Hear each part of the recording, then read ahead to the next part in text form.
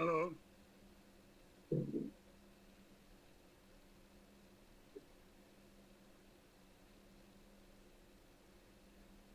Anybody can hear me? Yes, Swamiji. Your turn will come just after 10 minutes. Okay. So what should I do? Prana, only. Oh yes, only. You please wait. Nothing. Okay, no problem. I'm very happy to hear your voice. I love you, and always thinking of you. They will invite you, Swamiji. They will invite you. They will call your name, and Yes, they will invite you. Namaskar. Wonderful. I'm so happy to see you. You look good. Swamiji. You are a good friend, Swamiji. Friend indeed. Thank you so much. Love you. Thank you. Your affection to me is Lord Jagannath, Lord Krishna Mercy. Yes. Coming from Gambira. Gambira, yes. Coming from wonderful. Yes. Place. Arjun and Mahavir Prabhu both are in Puri. Yes, they told me. Yes. I told them to come to see you. So when you are coming? Just I came back from America. I was in America, then I went to Bali, and for some time I should be in Thailand to harmonize. Swamiji, my term will come just. I will introduce you, then. Okay.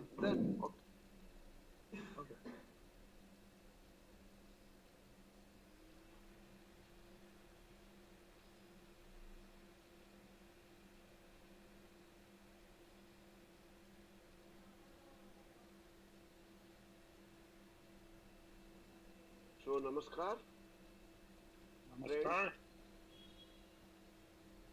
So, Swamiji is there, waiting from America. So, friends, today is the third Manthan day. Very welcome, everyone. Our president is ready. So many Vedic formula comes to our mind. Athato Brahma Jigyasa. Vasudeva Kutumbakam. Sunvantu Sarve Amrutasya Putra. This formula,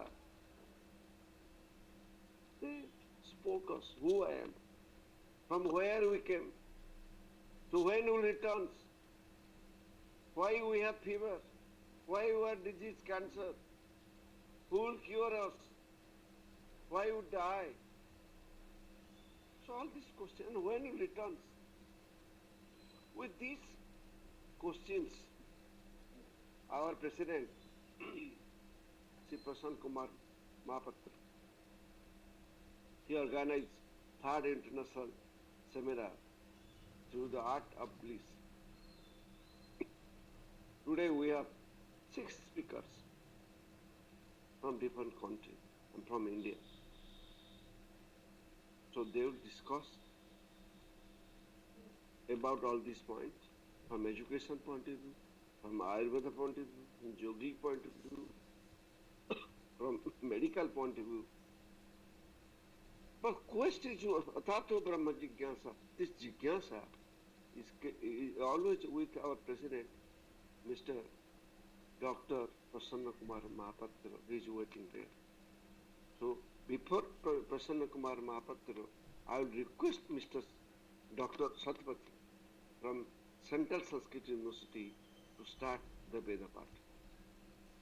Sarvebhyo namo namaha. Shri Gurubhyo namaha. Harihi Om. Bhadram karane vishrunayama deva bhadram pashyemakshaviryajatraha स्थिरैरङ्गे स्पृष्टवाग्गुंसस्तनो भर्व्याशेम देवहि तय्यवायो स्वस्ति न इन्द्रो वृद्धस्रवा स्वस्ति न पूषा विश्ववेदाः स्वस्ति नस्तार्क्ष्यो अरिष्टनेमिः स्वस्ति no बृहस्पतिर्दधातु पावका नः सरस्वती वाजे वीर्वाजिनीवते यज्ञं वष्टो धिया वशुः इषेत्वोर्जेत्वा वायवस्ताम् देवो वस्सविता प्रार्पयतु श्रेष्ठतमाय कर्मणे आप्यायध्वमग्न्या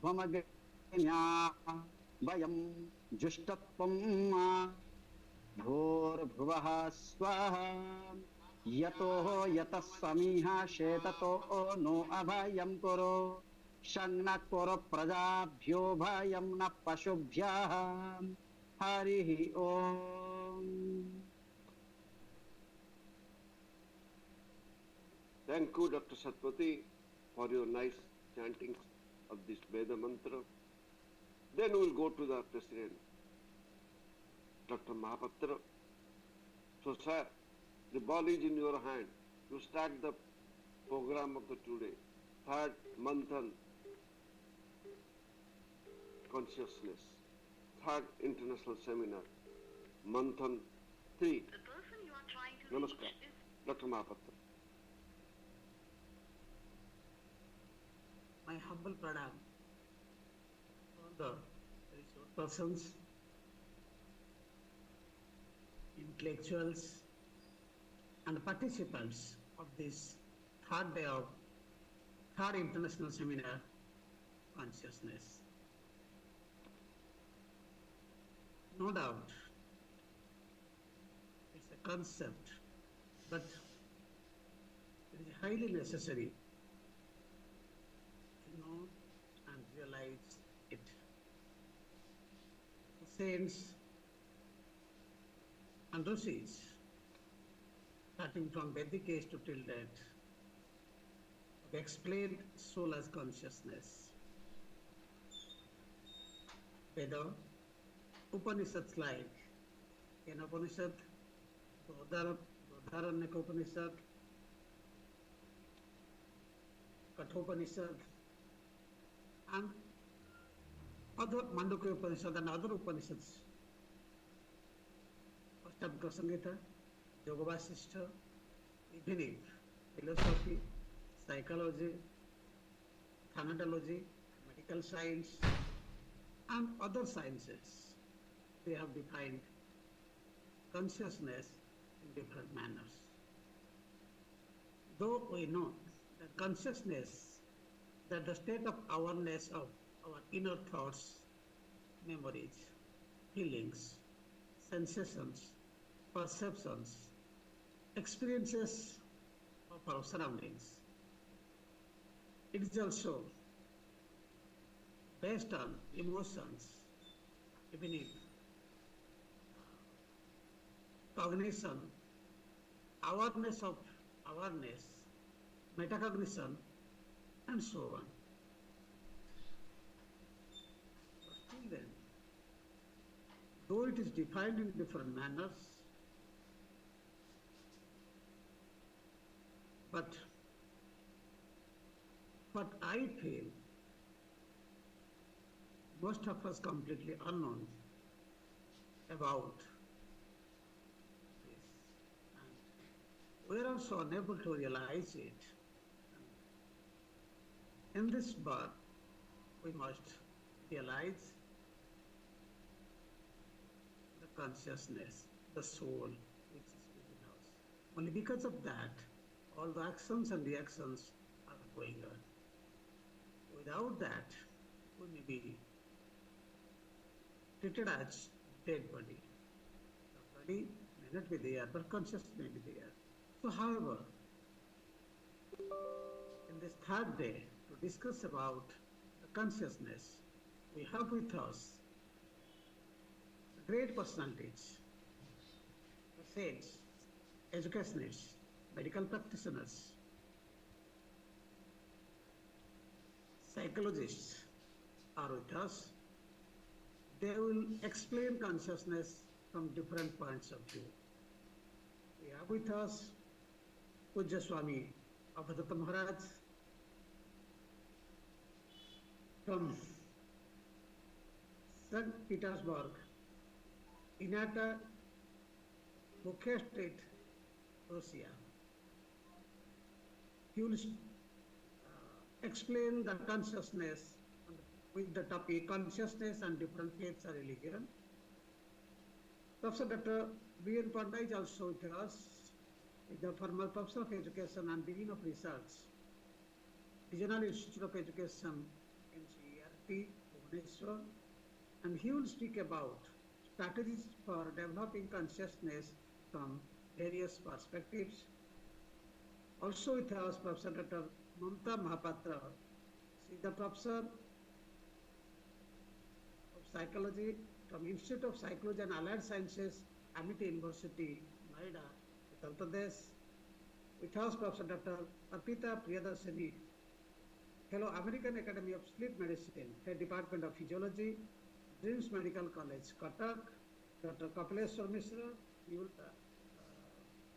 he will speak about the Srimad Bhagavad Gita and consciousness. Madam Professor Arpita Priyadarshini will speak about the consciousness, the choreographer.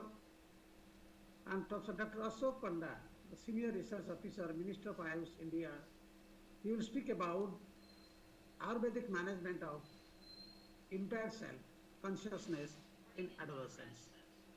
So we have with us eminent resource persons. On behalf of Art of Bliss, I welcome you, sir, to this third day of third international seminar, Consciousness. I welcome you to this seminar. I welcome you, and my humble pranam to all of you. Now, I request Pujya Swami, Pujya Swami Abhadutta Maharaj. He is from Russia, and he will speak about the consciousness and different faiths. Before that, it is a very sincere request to all the participants, please mute your audio and video. By that we can listen clearly from our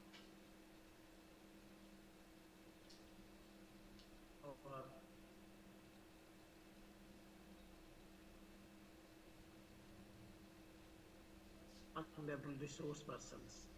So I invite Swami.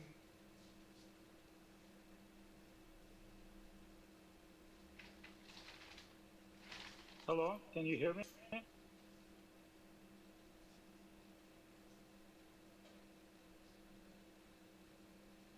Hello.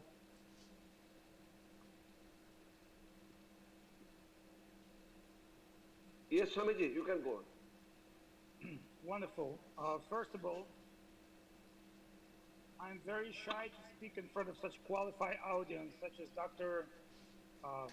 Das and Kumarji, who's giving very high-level topic to discuss. And in order to discuss that high-level topic in front of such a great group of intellectuals, I'd like to inquire number one point that Dr. Das brought up.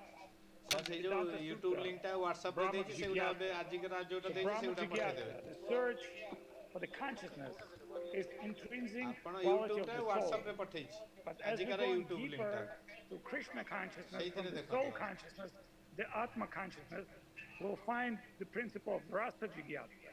Because rasa, according Ayurveda and Bhakti and yoga, is ultimate principle of flow of life, the flow of emotions, the flow of love, the flow of feelings, and that rasa jigyasa is why we're living for. That's why we have affectionate relationship with ourselves, with the nature, with beloved ones, with the relatives, with students. So we're speaking about the flow of rasa. And in Sanskrit, such a terminology as rasa, super deep, super deep. So when we look at alchemy, rasa shastra, there's a whole science of rasa. When we look at Ayurveda, there's a lot of science of force of life.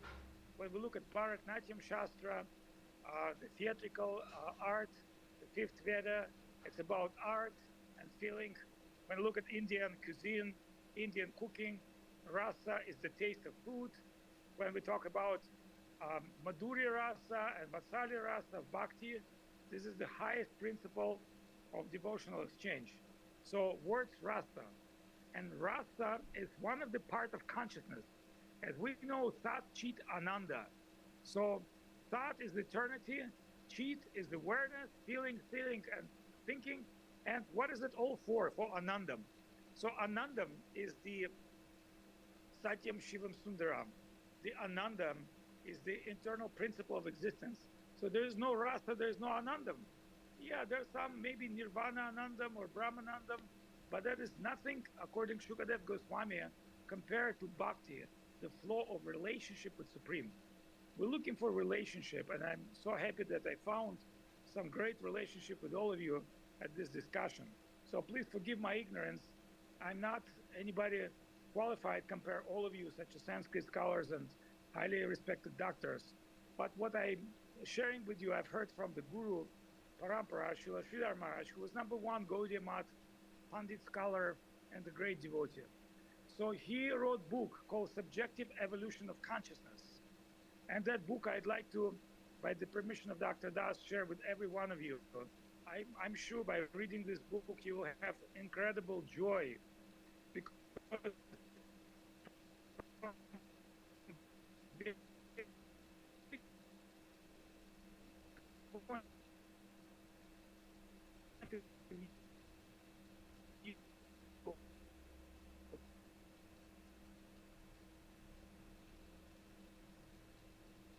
GPT chat cannot feel and will. GPT chat can only do lingo algorithmic programs. So without feeling, willing, and desire, consciousness cannot exist. And finally, intrinsic nature, Ananda, search, that's what consciousness defines. But Sridhar Maharaj wrote a book called Subjective Evolution of Consciousness. So let me take you this idea, which you highly appreciate, I'm sure. So in the objective Darwinian idea, evolution is material transformation.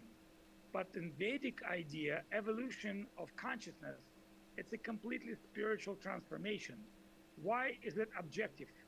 Because we all object compared to Supreme Brahman. He can feel us, we cannot feel him.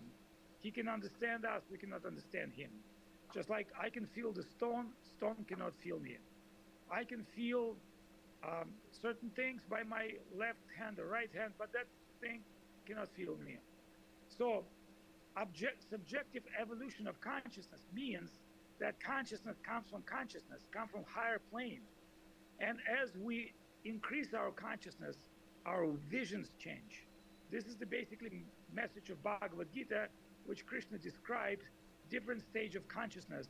Whether you exist on level of karma yoga, jnana yoga, or bhakti yoga, you remain the same, but your consciousness is changed and progressive. So progressive consciousness by which you're not existing subjectively, you're existing objectively. You the object for the God. God is not your subject. You cannot study God like frog or like mice, what the scientists do, because he's higher in you. Brahman is higher than you. Paramatma is higher than you. So you have to take different approach. And that different kind of approach as yoga, jnana, but in the highest way, it's only bhakti. Because only by media of love, inconceivable Supreme Lord, Supreme Param Brahman, can reveal himself to Jiva Atman. Because love is intrinsic energy of existence. So one famous Russian professor, Sakharov, said, love will save the world.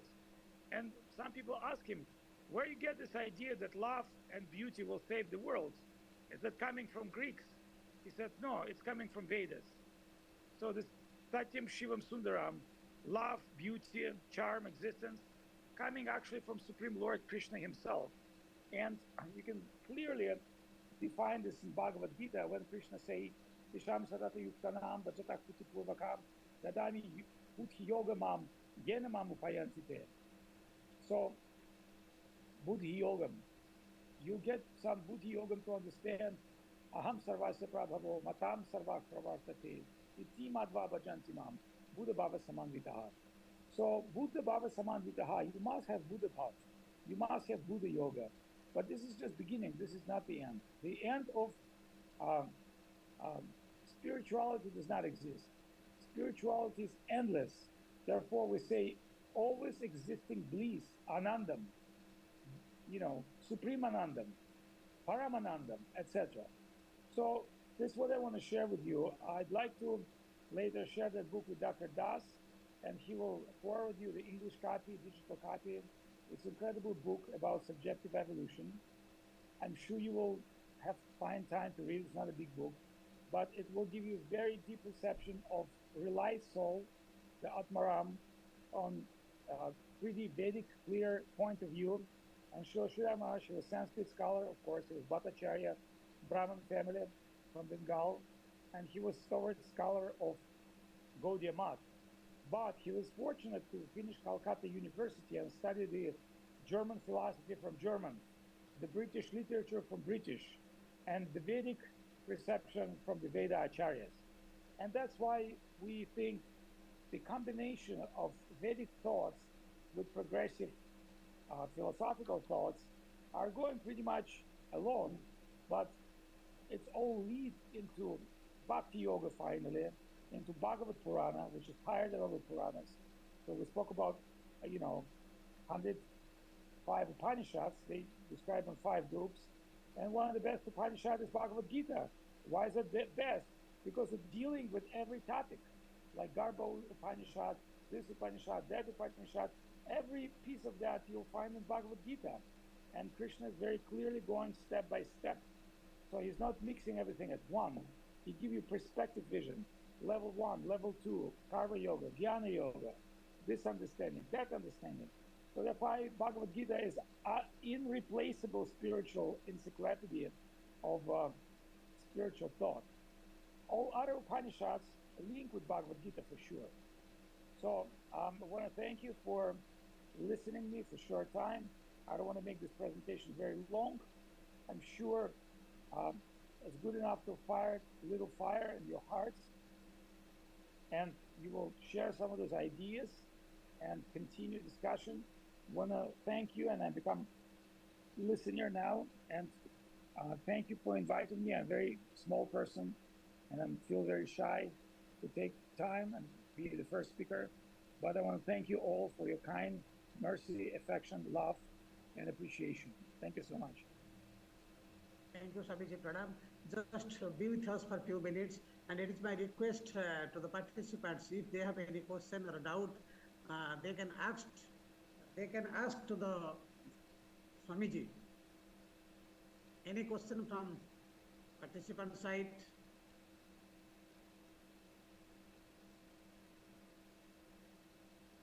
Participant, they may ask questions to Swamiji.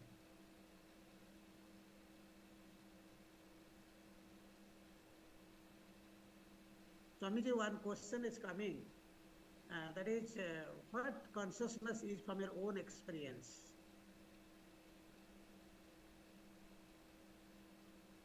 See, I born in yogi family. My father yogi and sannyasi.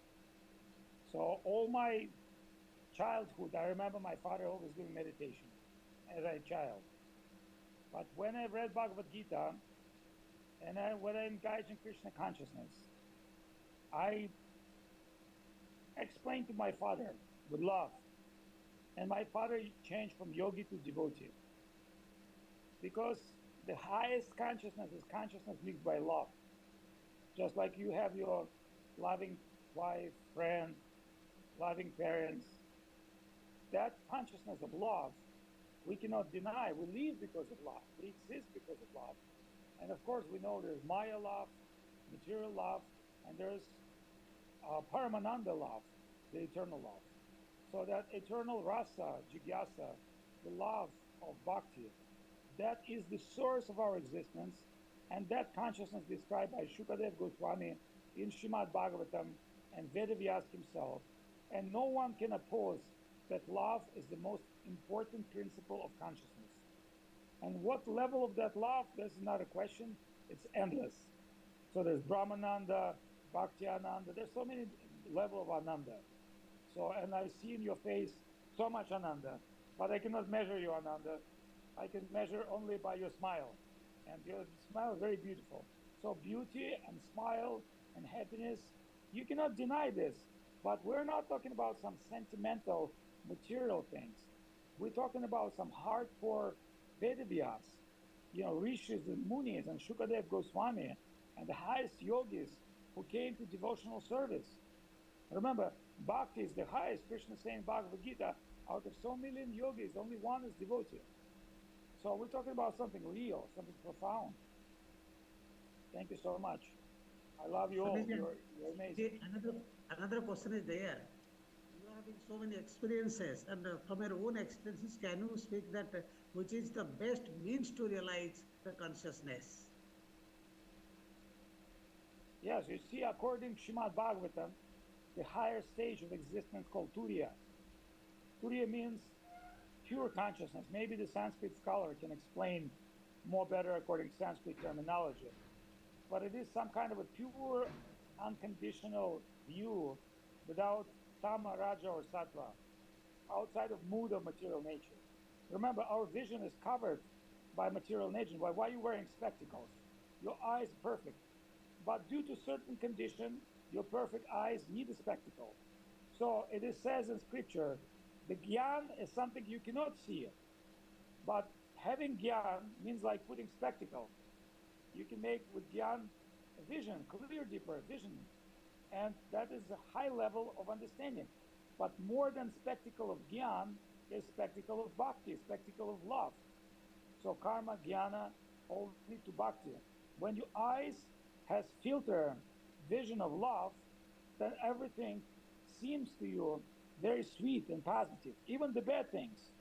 See, people want to talk about good things, but why not to talk about bad things? You will have to die. Is that good or bad? I think if you understand the divinity of Atma, there's nothing wrong with that, right? Otherwise, we blame God, why we're all dying, why people killing themselves, why people do this, why people do that. But that is only by ignorance. That's why Krishna say to Arjuna, Arjuna, you should not look at this from that perspective of view. You should look from Satchitananda, the Atma. Then there's no problem. So this life, existence, next life, we have more higher existence. What's wrong? So that is a very hoping vision. Otherwise, if we all have to die, the life is very depressive because we're going to lose everything, right? By dying, you're losing your Indian citizenship, you're losing your scholarship, you're losing your wife, you're losing your money. That sounds very bad. But if we think dying, it's a natural process of things, and consciousness will continue existence, and consciousness do not depend on anything mundane, and all the best experience, spiritual experience, will remain with me forever, and all the material experience will just disappear, and like we don't remember our millions of lives. So who cares? We're sitting here and now talking to you. I feel like I know millions of lives. Maybe previous life we were friends. Maybe I were your dog. Who knows? But today we're speaking about these things and enjoying. And that's what matters. So thank you so much, Kumarji. You're amazing. And all of you amazing. And that's what makes me speak about this thing. Otherwise, there's too much superficial speech in religion nowadays in Kali Yuga. People just wasting their time. They do blah, blah, blah. Because it's not about intellectual, it's about feeling and knowing. That's why Brahma Jigyasa and Rasa Jigyasa, you have to have Jigyasa, desire. Without desire and search, no science had. If you really look at all the discovery by the great scientists, they all had extreme desire to learn the truth. They had extreme desire to understand the nature of the world. And universe always replied to them. Remember, universe is very forgiving, very kind. If you really inquire from universe, it will show you. It will not hide anything from you.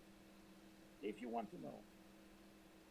Hare Krishna. Any question from any participants?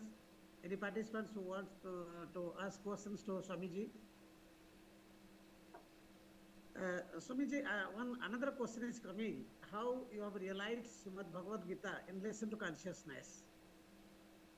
Well, you see, the Bhagavad Gita is ultimate encyclopedic text on different levels of consciousness.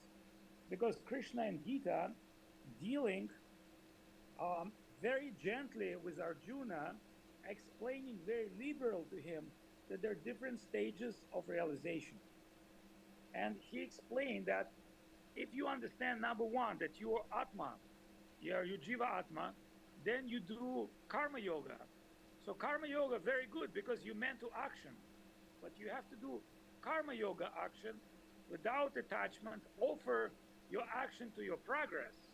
Then from that experience, your Gyan yoga come, and from Gyan yoga come the Gyan, the true knowledge. And as you increase your deeper knowledge, then you'll get to level of love. So our guru used to say, labor of love. He said, we're not working for money or recognition. This is not our goal. Our goal to Krishna Anushilanam. We want to make God happy. See things, we always want to make happy wife or government or our son. How about Krishna? Is Krishna happy? Everything's happy. So Krishna Anushilanam. This is Rupa Goswami definition of bhakti. Anu bulyashata shunyam jnana karmadya anavritam anu kulyena Krishna Anushilanam bhakti uttama. So Krishna Anushilanam bhakti uttama. Pure bhakti is when you sacrifice everything for Krishna. It sounds very crazy, but everybody asks you sacrifice. Your country asks you sacrifice. Your university asks you sacrifice. Your wife asks sacrifice. But Krishna say, sacrifice to me, and I'm source of everything. He tell to Arjuna, why are you coming to ocean with your bucket of water? When you're in ocean, you don't need bucket of water. Take the ocean, swim in ocean. So there's ocean of Ananda waiting for us. And it's just for us to inquire. The ocean is there. Krishna is there. Jagannath is there. Immortality is there. It's just waiting for us to get ready. And how do we get ready? By association with such a great souls like yourself, like other people. We discuss these things, we take them seriously. Remember, I many times meet big scientists. To me, they're not speaking serious stuff. They're like children. They're dealing with matter, and the matter dwells in consciousness. But they're not stupid. They're just not exposed through meditation and spiritual understanding to the consciousness. So when I did study alchemy, Rasa Shastra, I realized there's 2,000 books. And later, one scientist say there was approximately 2 million scientific books been lost in India. 2 million scientific books, just imagine. And those books collected by Vatican, Alexandria, libraries, the Muslims burned them, different kings that burned them. Think of this, India is the ultimate source of every knowledge. You cannot believe. So some of my friends working on Tibetan scriptures and scan them in AI, and I'm working with my friends on scanning all the Vedas into AI database. And but you know, so many books are lost forever. We'll never find them. But Dwarka library, Madras library, there's so many scriptures in India, people don't even know they exist. Okay, so Swamiji, another question is coming. After leaving this body, whether existence of individual consciousness is there or no existence of individual consciousness after leaving this body? Of course. After you send text from your mobile phone, your text is traveling. So your mobile phone has its own existence, but your email travels and stays. If such a principle can find in some primitive electronics, what to speak about universe, sophisticated. See, everything we have, electronics is just a copy of spiritual conscious ideas. It's just a shadow of reality. Just like we online, but think of this, universe always online. If you go to branch of Ayurveda, which describe the trees, it will explain to you that trees are always connecting with each other. But think of this, American scientists, they hook up antenna to one tree and they receive signal from another tree in Canada, from California, for thousands of miles, because trees are connected with each other. So Indian scientist Dr. Bose present these ideas into British Scientific Association. And the physicists told them, we're not biologists. And when he spoke to biologists, they told, we're not physicists. We're not electronics, we're not biologists, we're not physicists. But the Indian Dr. Bose said, knowledge is one. Knowledge is not separate. Advaya Gyan. You must understand the physiology, connect with biology. biology connects with physics, with chemistry, with everything. So if you don't understand this, you cannot be called scientist. Modern scientists try to break the car and study everything separately. Like if I break the car and study the wheel and study the driving wheel or studying the motor, but I cannot drive car without motor. I cannot drive car without wheel. I need to put car together. I can study separately, but I can only drive when I put everything together. So the Vedic science are teaching us to not only combine all the way of knowledge together, is to see relativity principle that everything is connected. And only like this, we can see as a true physicist, as a true chemistry, as a true philosopher, as a true yogi, as a true researcher. Otherwise, we're dealing with separate issues.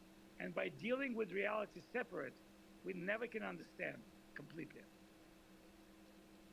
That's why Krishna say in Bhagavad Gita, discover the knowledge, by discover which you discover everything. Pour water on the root of the tree, and as you pour water on the root of the tree, the leaves will get nourishment. So find root of everything, and Krishna say, Aham sarvasya prabhavo, matak sarvam pravartate, iti matva bhajanti mam, buddha bhava samanditaha. Who understands everything spreads from God. He understands everything. If somebody denies existence of God, he might be denies primitive existence of God, Christian idea of God, Muslim idea of God, but you cannot deny Vedic idea of God, because in Vedic system, even atheism, such as Ashtavakra Gita or teachings of Kapil, see, Vedic religion even accept atheism as part of belief. Vedic science never deny atheistic perception because it's one of the view on reality. Like Buddhism, it's one of the view on reality about nirvana. But Buddhism does not deny Brahman and Paramatma and Bhagavan. It's not dealing with that. So every religion, every science system dealing on its own level of reality, and you have to be wise enough to understand that. And if you understand that, then your ultimate idea would be, what is the highest? Where everything's coming from? That's why they asked Einstein, do you have many ideas? And Einstein said, no, I don't have many ideas. I have one idea, I'm thinking all the time. That's why Krishna is saying, Gita, man mana bhavamat bhakto. Think of me, think of ultimate truth as full time.